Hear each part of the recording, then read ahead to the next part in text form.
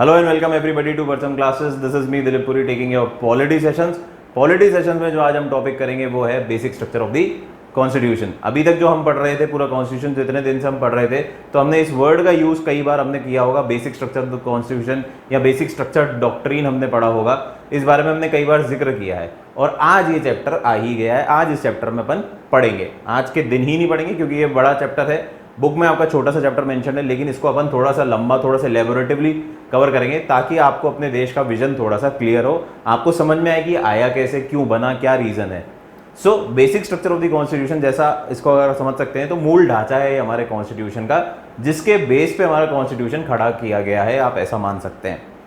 लेकिन the funny part of the irony is कि भैया ये basic structure of the constitution का जिक्र हमारे ओरिजिनल कॉन्स्टिट्यूशन में कहीं भी नहीं है। इनफैक्ट आज भी basic structure of the constitution as a word या एज अ सेंटेंस या एज अ पैराग्राफ कहीं पे भी इंट्रोड्यूस नहीं है हमारे कॉन्स्टिट्यूशन में, लेकिन इसको रखा गया है हमारे कॉन्स्टिट्यूशन में, माना गया है सुप्रीम कोर्ट के जजमेंट्स के द्वारा कि there is a part in our constitution which is called as basic structure of the constitution.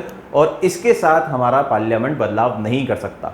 तो बदलाव नहीं कर सकता मतलब यहां तक कहानी कैसे पहुंची, इसका मतलब कहीं ना कहीं पार्लियामेंट ने पहले बहुत सारे बदलाव किए होंगे, बहुत सारे झगड़े हुए होंगे, बहुत सारी लड़ाइयां, कॉन्फ्लिक्ट हुए होंगे, उसी का रिजल्ट ये निकला basic structure of the constitution की। सुप्रीम कोर्ट ने बोला कि भैया ये basic structure of the constitution है, ये ढांचा है, इसके साथ तुम छेड़छाड़ नहीं कर सकते, पार्लियामेंट आप इसके साथ कोई भी बदलाव नहीं कर सकते, otherwise you can do anything.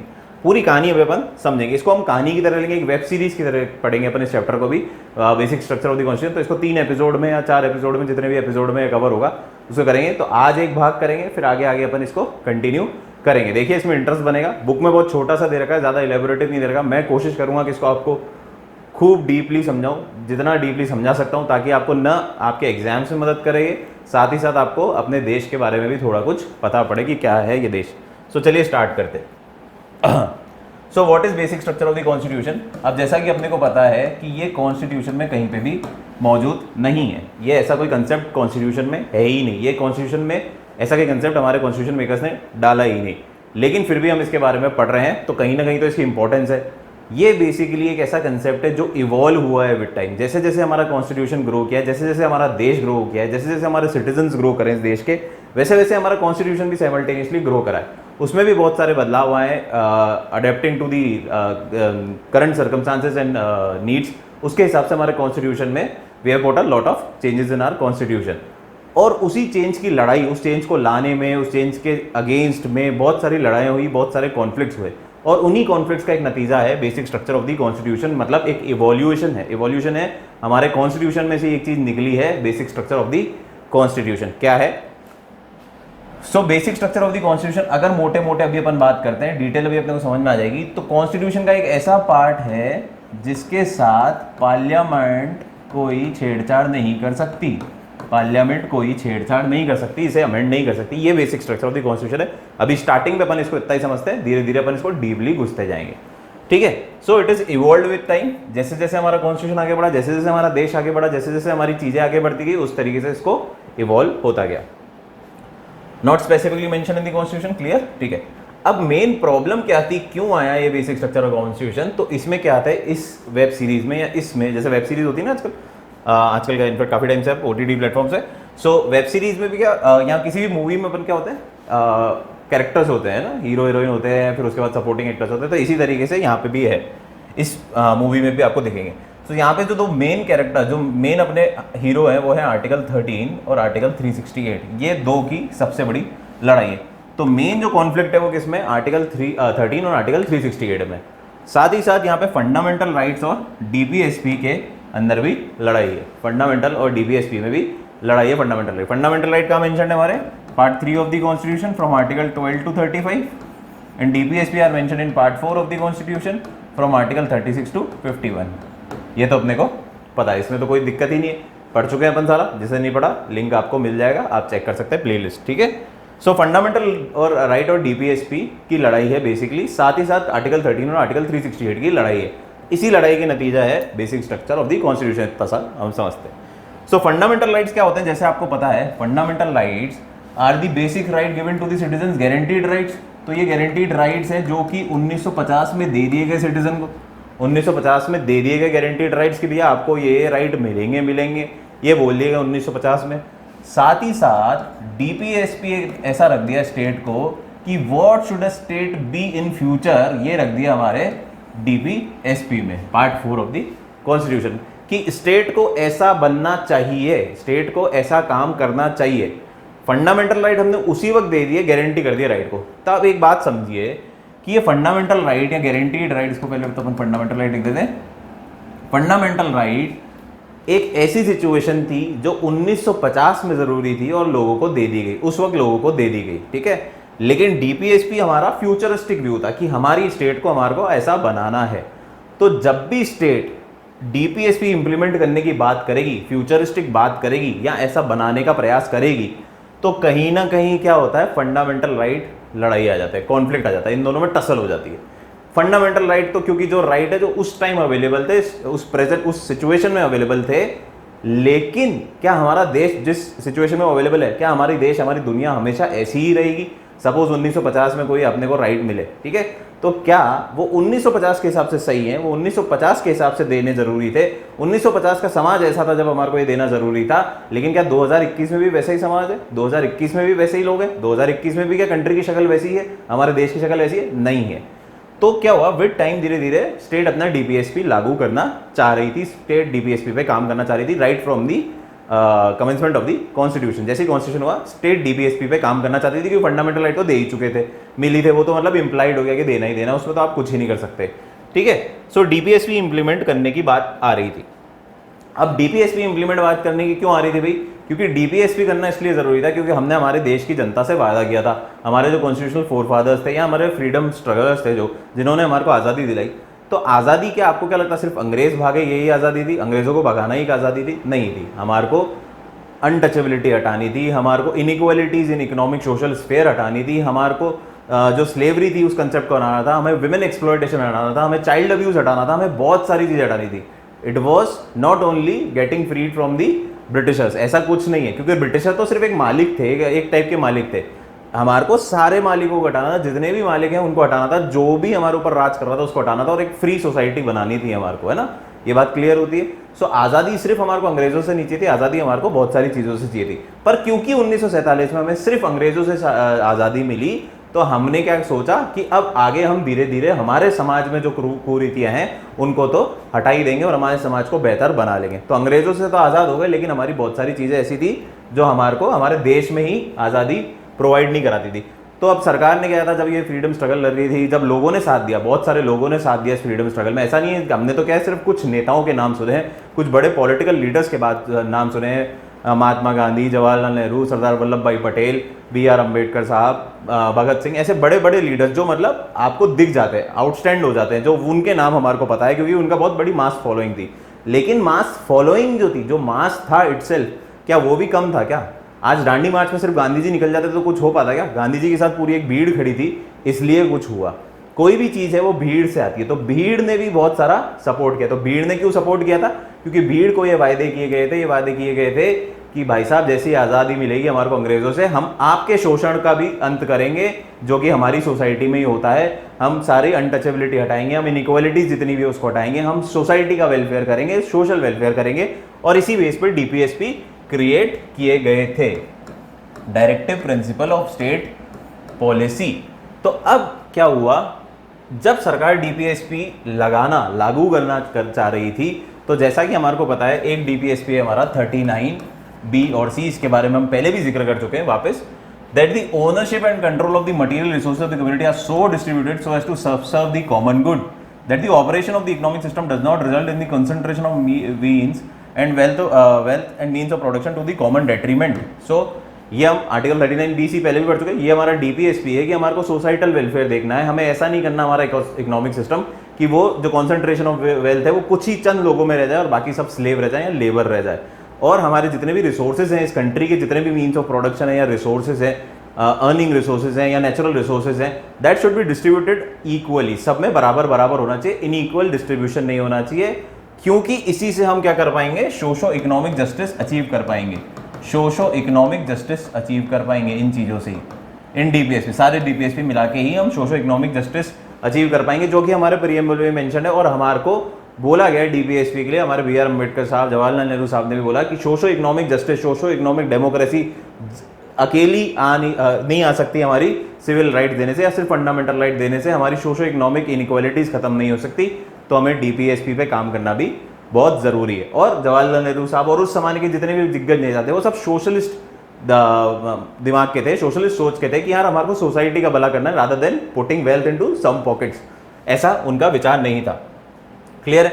सो अब सरकार क्या कर रही थी, इसको लागू करने के लिए, इस 39B और C को लागू करने के लिए जमींदारों से लैंड ले रही थी, लैंड रिफॉर्म्स ला रही थी, कुछ ऐसी कंपनीज कॉर्पोरेशन जो ब्रिटिशर्स के टाइम से चलती रही थी उनका अमलगमेशन करके स्टेट अपने में मिला रही थी और उसके फायदे सोसाइटी में बांट रही थी। तो हो क्या रहा था, जब हम लैंड अक्वायर कर रहे थे तो आर्टिकल 39B और C तो भैया इम्प्लाई हो रहे थे, आर्टिकल 39B और C ऑफ द डीपीएसपी तो इम्प्लाई किए जा रहे थे बहुत अच्छे से, सोसाइटल वेलफेयर हो रहा था, लेकिन this was against my article number 19F जो कि उस टाइम था, बाद में सटा दिया गया, और आर्टिकल नंबर 31, आर्टिकल 19F और आर्टिकल 31 जो राइट टू प्रॉपर्टी है, ये इसका अबॉलिशन, इसका क्या हो रहा था, ये इसका कॉन्ट्राडिक्शन हो रहा था, फंडामेंटल राइट्स मेरे यहाँ पे वायोलेट हो रहे थे। तो लड़ाई हो गई आर्टिकल किसमें, डीपीएसपी और फंडामेंटल राइट में, जबकि एक ही जगह मौजूद है, दोनों चीजें कहाँ मौजूद है, हमारे कॉन्स्टिट्यूशन में मौजूद है। कहीं ऐसा तो नहीं डीपीएसपी कहीं और बुक में है और फंडामेंटल राइट किसी और बुक में, एक ही बुक में है, एक ही पार्ट के बाद एक पार्ट है, पार्ट 3 देन पार्ट 4। तो आप देखिए पार्ट 3 पार्ट 4 में कॉन्ट्राडिक्शन को लड़ाई टसल होने लग गई। जैसे इसको इम्प्लीमेंट, अब सरकार के पास तो एक ही चीज कर सकती है ना भाई, दोनों तो कैसे हो सकते हैं, या तो फंडामेंटल राइट दे दो या डीपीएसपी इंप्लीमेंट कर दो। और डीपीएसपी इंप्लीमेंट करना उस वक्त ज्यादा जरूरी था क्योंकि हमारी सोसाइटी बहुत ही ज्यादा पिछड़ी थी, तो हमारे को वो इंप्लीमेंट करना जरूरी था, तो ये लड़ाई हुई। सिमिलरली आर्टिकल 44 जो एक बोलता है डीपीएसपी का कि यूनिफॉर्म सिविल कोड लगाएं, सिविल कोड, सारा सिविल रूल जो होने चाहिए वो सब होने चाहिए इरिस्पेक्टिव ऑफ दी जात पात, कुछ भी नहीं, रिलीजन, उससे कोई मतलब नहीं, यूनिफॉर्म सिविल कोड होना चाहिए पूरी कंट्री में। ये एक सपना था जो आज तक पूरा नहीं हुआ है और होना चाहिए। अगर आप इसको एथनोसेंट्रिक होके ना सोचे, अगर आप वर्ल्ड सेंट्रिक होके सोचे या कंट्री सेंट्रिक होके सोचे, तो ये होना चाहिए यूनिफॉर्म सिविल कोड, सब लोग एक ही तरीके से रहने चाहिए, ऐसा इरिस्पेक्टिव ऑफ देयर धर्म, रिलीजन, ऐसी कोई बात नहीं होनी चाहिए। लेकिन जब हम इसको लागू करने की बात करते हैं तो क्या हो जाता है, हमारा जो हमारे 25 to 28 article related to religion है हमारे, वो वायोलेट हो जाते हैं, जहाँ पे हमारे को फ्रीडम ऑफ रिलीजन है, freedom of practice, propagate, profess आदि रिलीजन है, वहाँ पे हमारे को अपने educational institute, religious educational institute खोलने की आज़ादी है। तो जैसे ही मैं यूनिफॉर्म सिविल कोड की बात करता हूँ कि सबके सबको बराबर कर दो इरिस्पेक्टिव ऑफ दी धर्म, रिलीजन और ऑल, ये तो ये वाला मेरा फंडामेंटल राइट वायोलेट हो जाता है। ये एक और नाटक। तीसरा हम देखते हैं promotion of educational and economic interest of scheduled caste and scheduled tribes and other sections of the society. मतलब शेड्यूल्ड कास्ट और शेड्यूल्ड ट्राइब्स के वेलफेयर और other weaker sections of the society के वेलफेयर के लिए हम इनको एजुकेशनल रिजर्वेशन दे सकते हैं, हम इनको एजुकेशन पढ़ाई में मदद कर सकते हैं, इनका अपलिफ्टमेंट कर सकते हैं by promoting them, by keeping some seats reserve for them. कुछ सीट्स इनके लिए रख दो, बाकी नॉर्मल जनता के लिए है। इनके होने की वजह से इस समाज में पढ़े लिखे लोग होने लगेंगे, इस समाज में लोग आगे बढ़ने लगेंगे, तो इस समाज का उद्धार होगा, ये इनकी सोच थी। फेयर इनफ, यही इधर हुआ। लेकिन अब आ जाती है बात वहां पे, ये मेरा उल्लंघन कर रहा है आर्टिकल 15 ऑफ द कॉन्स्टिट्यूशन और article 29 clause 2 of the constitution, जो कि मुझे क्या बोलते हैं, there should be no discrimination on the basis of religion, race, caste, sex, ये वाला। और आर्टिकल 29(2) भी क्या बोलता है कि एजुकेशन में किसी प्रकार का डिस्क्रिमिनेशन नहीं होगा while talking about the education, admission in educational institutes, ये बोलता है हमारा आर्टिकल 29(2). फंडामेंटल सारे आर्टिकल हम पढ़ चुके हैं डिटेल में, पहले सारे आर्टिकल हम एक एक कवर कर चुके हैं। तो एक्चुअल डिटेल में अगर आपको जाना है तो आप आर्टिकल जो हमारे पहले फंडामेंटल राइट और डीपीएसपी में कर हुए हैं उसको देख के, वीडियो देख के आप कवर कर सकते हैं, नहीं तो मोटा मोटा मैं आपको समझा ही रहा हूँ, ठीक है। सो यहाँ पे देख रहे हो, यहाँ पे लड़ाई हो रही है डीपीएसपी और फंडामेंटल राइट की, यहाँ पे लड़ाई हो रही है डीपीएसपी और फंडामेंटल राइट की, यहाँ पे किससे हो रही है, आर्टिकल 46 की। आर्टिकल 46 फाइट कर रहा है आर्टिकल 15 से और 29(2) से। यहाँ क्या हो रहा है, आर्टिकल 44 फाइट कर रहा है किससे, 25 से लेकर 28 तक के आर्टिकल से। यहाँ हो तो आर्टिकल 39(b)(c) किससे लड़ रहा है, 39(b)(c) हमारा किससे लड़ रहा है, आर्टिकल 19(f) और 31 से। तो ये हमारे आर्टिकल लड़ रहे हैं, तो यहाँ पे लड़ाई हो रही है हमारी फंडामेंटल राइट और डीपीएसपी की, ये बहुत ही कॉन्ट्राडिक्टरी था। तो एक रीजन तो ये था। फिर आते हैं हमारे मेन हीरो, इस मूवी के मेन हीरो, दो हीरो मान ले, एक हीरो एक विलन मान ले, या कोई भी मान ले, दो कास्ट मान ले, बेसिकली दो कैरेक्टर, बड़े कैरेक्टर ये हैं, इनके बेस पे सारी कहानी है। तो अब क्या हुआ, ठीक है, डीपीएसपी पर सरकार तो ऊपर ही रहेगी ना भाई। एक बार लड़ाई करोगे आप तो सरकार से लड़ाई तो कर नहीं सकते, पार्लियामेंट से तो लड़ाई कर नहीं सकते। आज मैं जाऊँ मोदी जी की कोई पॉलिसी पे जाके लड़ाई करूँ तो मैं सिर्फ धरना कर सकता हूँ, इससे ज़्यादा कुछ नहीं कर सकता, या सुप्रीम कोर्ट की गुहार लगाता हूँ, सुप्रीम कोर्ट भी मेरी मदद धीरे धीरे धीरे करेगा। लेकिन सरकार के पास तो कुछ पावर्स होती ही हैं, है ना। तो ऐसा क्या था, अब एक आर्टिकल 13 जो है, वापस फंडामेंटल राइट की बात कर रहे हैं अपन। आर्टिकल 13(2) जैसे अपने को पता है, आर्टिकल 12 बताता है स्टेट की डेफिनेशन, फिर आर्टिकल 13 बताता था फंडामेंटल राइट किसी को भी वायोलेट नहीं कर सकते, कोई भी ऐसे लॉ नहीं बन सकते जो फंडामेंटल राइट को वायोलेट करे। सो क्या बोलता है आर्टिकल 13(2)? फर्स्ट वाला तो सिटीजनशिप से रिलेटेड कोई क्लॉज है तो उसका काम नहीं, इधर 2 और 3 का ये तो मैंने वो लिख लिया। आर्टिकल 13 क्लॉज 2 बोलता है the state shall not make any law which takes away or abridges the rights conferred by this part, यानी कि part 3 of the fundamental rights, and any law made in contravention of this clause shall to the extent of the contravention be void. तो पहली बात तो आप ऐसा कोई law बनाएंगे ही नहीं क्योंकि इसके वायोलेट करे, जो हमारा आर्टिकल फंडामेंटल राइट्स हमारे वायोलेट करे, ऐसा लॉ मान्य ही नहीं है। और कुछ ऐसा लॉ है जिसमें कुछ पार्ट मान्य है और कुछ पार्ट मान्य नहीं है, तो जितना पार्ट अमान्य है वो हटा देंगे, बाकी मान्य वाला आगे हो जाएगा। सपोज करो किसी एक लॉ में 5 क्लॉज दे रखे हैं, 5 पॉइंट्स दे रखे हैं, तो इसमें से 4 पॉइंट तो ऐसे हैं जो फंडामेंटल राइट को वायोलेट नहीं कर रहे, तो ये तो हो जाएंगे लागू। लेकिन एक क्लॉज ऐसा है जो फंडामेंटल राइट को वायोलेट कर रहा है, तो इसको बोल देंगे टाटा बाय बाय, आप नहीं हो सकते। ये आर्टिकल 13 बोलता है, ये वॉइड हो जाएगा। क्लियर है बात? ठीक है, फिर क्या बोलता है article 13? In this article unless the context otherwise requires, law के अंदर क्या क्या आता है? Any ordinance, order, by law, rule, regulation, notification, custom, usage having in the territory of India with the force of law. तो कोई भी ऐसा कानून, ऑर्डिनेंस, कोई सा भी ऐसा by law, notification of the सरकार, नोटिफिकेशन ऑफ द अथॉरिटी, कोई ऐसा कस्टम, कोई ऐसा रिलीजन, कोई ऐसा टैबू जो हमारे देश में फॉलो होता है, पर्टिकुलर सोसाइटी में फॉलो होता है और उसका पर्टिकुलर एरिया में फॉलो होता है और वहाँ पे उसकी प्राथमिकता एक लॉ, एक कानून की तरह उसकी इंपॉर्टेंस है, तो वो भी लॉ में आ जाएगा। तो ऐसा कोई भी लॉ, तो ये लॉ को डिफाइन करता है बेसिकली। ये जो लॉ इधर बोला गया कि कोई भी लॉ बना नहीं सकते, और लॉ के अंदर क्या क्या आता है? लॉ के अंदर ये आता है, ये है सब कुछ लॉ, ये आर्टिकल 13 बोलता है। वहीं पे आर्टिकल 368 अगर आप देखोगे, ये है हमारा part 20 of the constitution, article 368। इसके बारे में अभी अपन ने रिसेंटली पढ़ी रहे हैं पिछली 2 क्लासेस से। सो आर्टिकल 368 क्या देता है? Power of the parliament. अभी अपन ने मेजोरिटी और उसकी बात करी थी, कैसे यूज होता है, अब ये है क्या, कहानी क्या है? So power of the parliament to amend the constitution and procedure therefor. So क्या है? Notwithstanding anything in this constitution, anything in this constitution, कुछ भी, पार्लियामेंट में in exercise of its constituent power amend by way of addition, variation or repeal any provision of this constitution in accordance with the procedure laid down by this article in this article. So parliament चाहे कुछ भी कर सकती है इस constitution के साथ, अगर अपन सिंपल शब्दों में इसकी बात करें। सो पार्लियामेंट को ये पावर देता है आर्टिकल 368 कि वो किसी भी पार्ट को बदल सकती है। इसमें कहीं मेंशन नहीं कि पार्ट 3 नहीं बदल सकते या रेस्ट्रिक्टिव है पार्ट 3 के लिए, ऐसा कहीं मेंशन नहीं है। परंतु ये बोल रहा है कि पार्ट 3 की भैया ऐसा कुछ भी नहीं हो सकता, ऐसा कोई लॉ नहीं है जो कि पार्ट 3 के साथ छेड़छाड़ कर सके, फंडामेंटल राइट के साथ छेड़छाड़ कर सके। और ये क्या बोल रहा है? आप किसी पूरे के पूरे जितने पार्ट्स हैं, आपको जो मन कर रहा है आप करो। पार्ट 22 थे तब तो पार्ट 22 जितने पार्ट्स हैं आपको जो करना है करो। इसमें कहीं पे भी रिस्ट्रिक्शन लगा ही नहीं रखा ना भाई कि क्लॉज लगा रखा है, ऐसा कुछ है ही नहीं। तो आप बदल सकते हो, चाहे आप एडिशन के थ्रू, रिपीलिंग, और आप कुछ भी कर सकते हो बेसिकली। सो ये एक तरीके से अगर देखें तो ये पार्लियामेंट को एक अनलिमिटेड पावर देता है। अब आप खुद सोचें, ये दोनों में लड़ाई हो रही है नहीं हो रही है? ये दोनों एक दूसरे के ऑपोजिट है या नहीं है? एक बोल रहा है आप पार्ट 3 को छेड़ नहीं सकते, एक बोल रहा है आपकी मर्जी हो जो करो।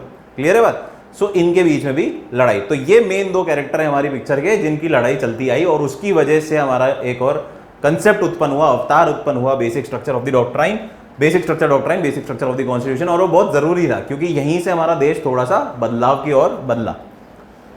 साथ ही साथ इसमें अपन पॉलिटी और पॉलिटिक्स को भी मिक्स करते चलेंगे, क्या हो रहा था हमारे देश में जब, वो सारी बातें भी अपन करते हुए चलेंगे। क्लियर है? सो 2 लड़ाई क्या है? एक तो फंडामेंटल राइट और डीपीएसपी की हमारी लड़ाई चल रही थी। हम जो भी फंडामेंटल राइट अगर डीपीएसपी लागू कर रहे हैं तो फंडामेंटल राइट वायोलेट हो रहे हैं। और फिर अगर हम चाह रहे हैं कि हम बदल दें उसको, तो 368 के थ्रू हम बदल तो सकते हैं, लेकिन आर्टिकल 13 हमें रोक देता है। आर्टिकल 13 हमारे पे कहीं ना कहीं रोक लगा देता है, तो एक उसकी लड़ाई चलने लग गई। क्लियर है?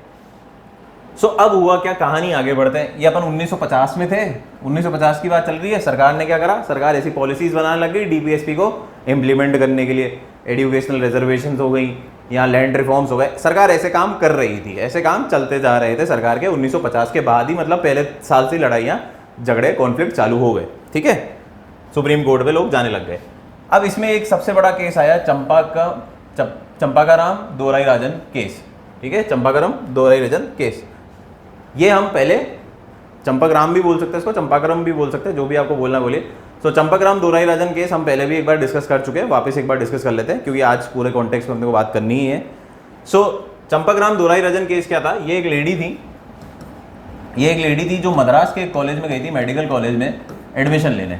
मद्रास के एक मेडिकल कॉलेज में एडमिशन लेने गई थी ये, और जैसे ही ये गई तो इन्हें बोल दिया गया मैडम माफ़ कीजिएगा, सारी सीट्स भर चुकी हैं और जो बची हुई सीट्स हैं वो पर्टिकुलरली रिजर्व्ड है for a particular category of society. तो एक बार इसको देख लेते हैं। With regard to admission of students to the engineering and medical colleges of the state, the province of Madras had issued an order, out of every 14 seats 6 were to be allotted to non-Brahmin Hindus, 2 to backward Hindus, 2 to Brahmin, 2 to Harijan and 1 to Anglo-Indian and Indian Christian and 1 to मुस्लिम। तो ये basically क्या कर दिया था इन्होंने, categorisation दे रखा, और ये ब्रिटिश टाइम से चलता हुआ रहा था। थोड़ा सा मॉडिफिकेशन करके इसको मद्रास सरकार ने ये ऑर्डर पास कर दिया कि भैया आप जो भी पर्टिकुलर सीट्स है वो इस तरीके से कैटेगराइज होंगी। तो जब ये मैडम गई तो इनको बोल दिया मैडम आपके लिए सीट बची नहीं, अब पर्टिकुलर कैटेगरी के लिए अवेलेबल है, तो उसमें हम आपको दाखिला नहीं दे सकते। इधर ये मैडम को आया गुस्सा, मैडम बोले यार ऐसे कैसे, हमारा देश तो आज़ाद हो गया, हम तो 1947 में आज़ाद हो गए, 50 में संविधान आ गया और मेरे को भी आज आप मना कर रहे हो।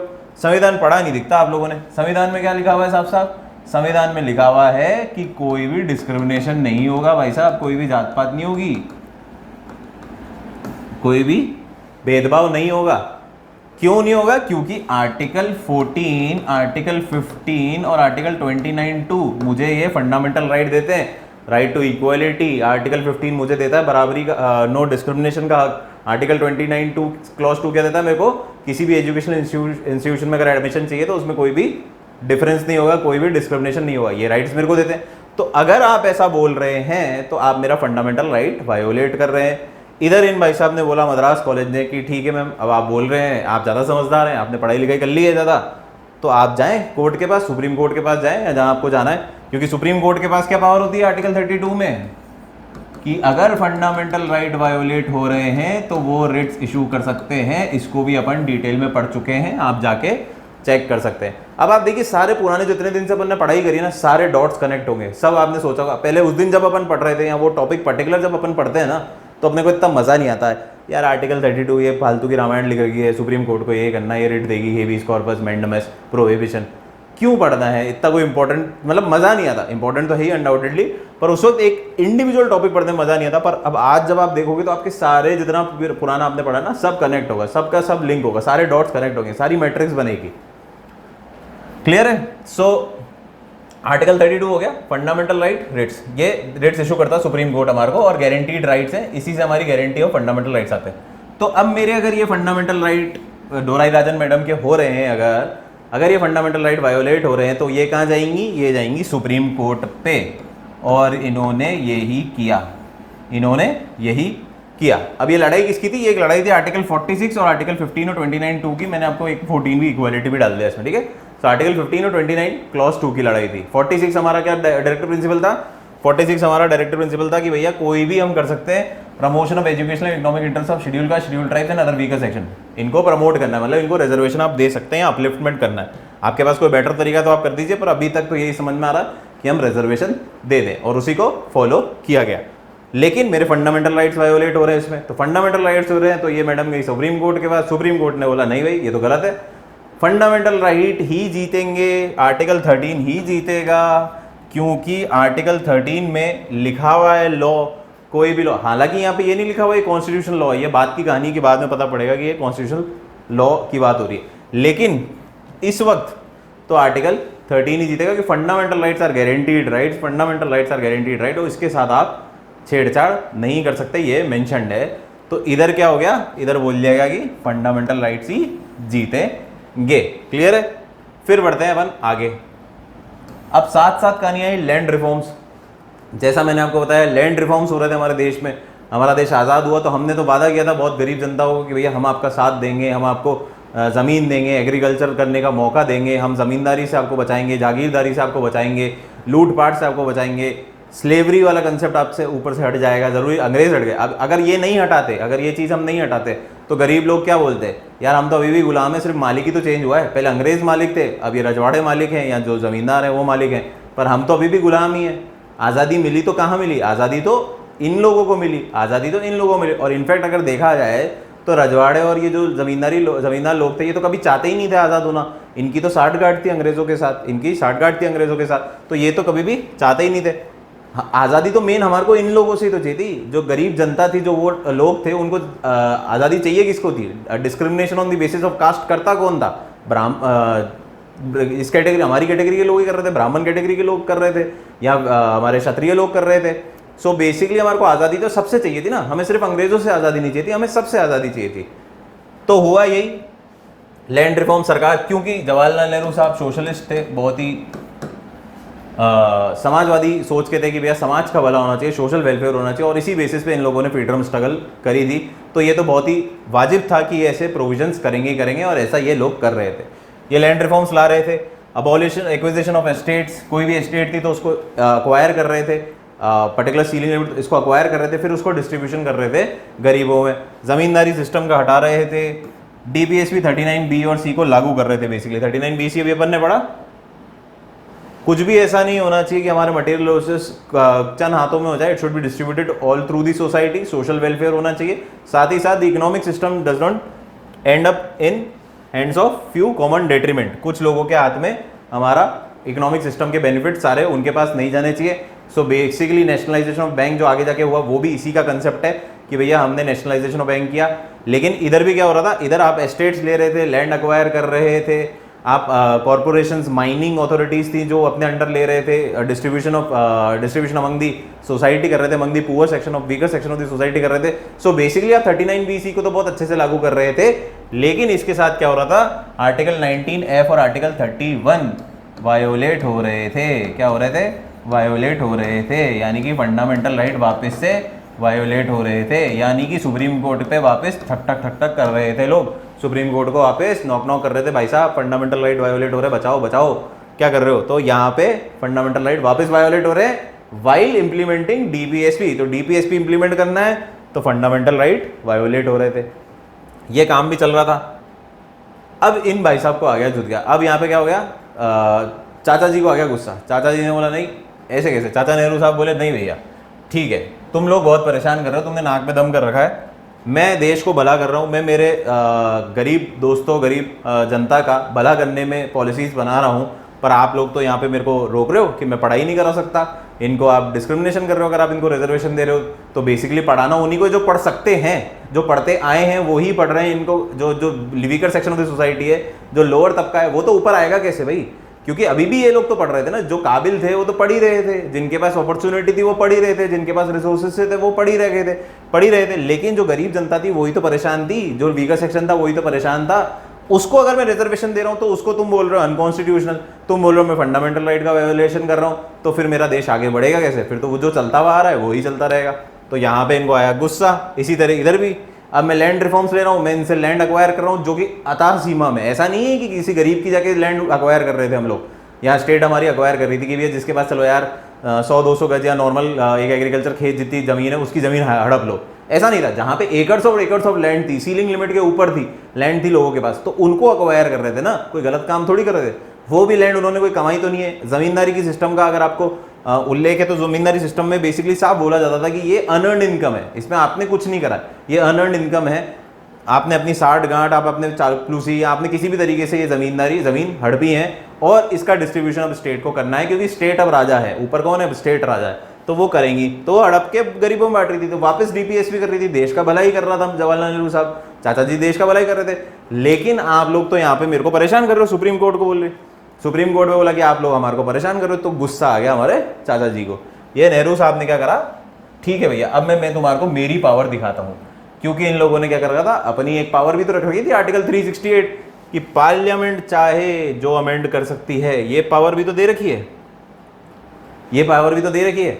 तो ये हुआ हमारा यहाँ पे जादू।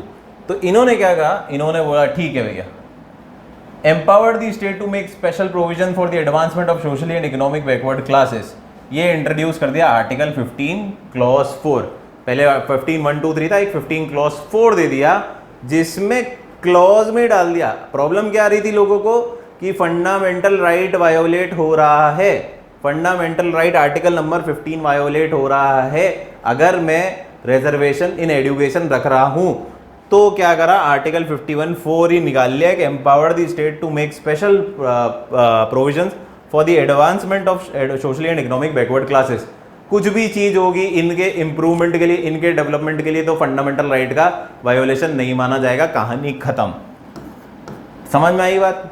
जैसे ही यहाँ पे मैं एक बार पेन डार्क कर लेता हूँ, लास्ट क्लास में भी प्रॉब्लम हुई थी, दिख नहीं रहा था। So empowered the state to make some provision, special provision for the advancement of social and economic backward classes. तो अगर इनके लिए मैं कोई भी प्रावधान कर रहा हूं, मैं कोई भी प्रोविजन ला रहा हूं for the upliftment of socially and economic backward classes, तो उसको वायोलेशन ऑफ फंडामेंटल राइट्स नहीं माना जाएगा। देखिए कितना बढ़िया जादू करा चाचा जी ने। क्लियर है? बोले ठीक है भैया, मेरे पास पावर है ना, मैं प्रधानमंत्री हूँ इस देश का और असेंबली में सब मेरे ही लोग हैं। तब क्योंकि कांग्रेस ही डोमिनेंट थी, सब कांग्रेस के ही लोग हुआ करते थे, तो पावरफुल नेता कौन थे? जवाहरलाल नेहरू साहब। और उनको क्या चाहिए था? अब पावरफुल नेता की बात क्यों है, आप यहाँ क्यों जरूरत है? क्योंकि अगर आप बात समझे तो आर्टिकल 368 हमें बोलता है कि स्पेशल मेजोरिटी की जरूरत है, 2/3 स्पेशल मेजोरिटी की जरूरत है।